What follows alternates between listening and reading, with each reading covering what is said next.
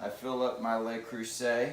I add a couple of handfuls of salt, and then I gently lower my free range, of course, organic brown eggs into the water and let them boil for 7.5 minutes.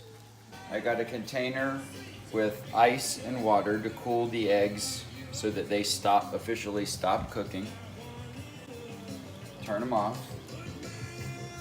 scoop them out, and put them in the cold water. The cold water will also help peeling.